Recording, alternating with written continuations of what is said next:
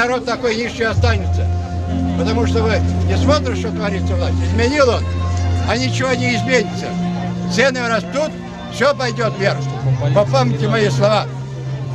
Поэтому нам единственная сила – это подготовить, разъяснять народ, молодежь. Сейчас будем еще комсомол будет в этом году отбирать. Пионеры принимать будем. Наша сила должна быть. Если мы не будем работать, не будет, у нас все распадется. Поэтому я всех призываю активно участвовать в этой борьбе, и чтобы нам все-таки победить эту власть. И красное знамя, чтобы висело над Кремлем. Вот тогда у нас будет победа, тогда будем праздновать. Праздником вас еще раз. Здоровья вам всем. Сейчас первый секретарь.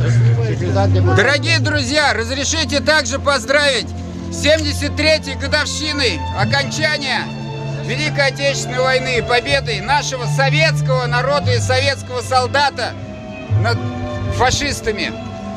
Праздник, который очень главный, самый в нашей стране. Он главный для каждого из нас, для каждой семьи. Разрешите пожелать вам здоровья, успехов. Впереди у нас очень-очень много работы. И я уверен, мы справимся. Еще раз, с самым главным праздником. С Днем Победы, дорогие товарищи! Ура! Ура! Ура!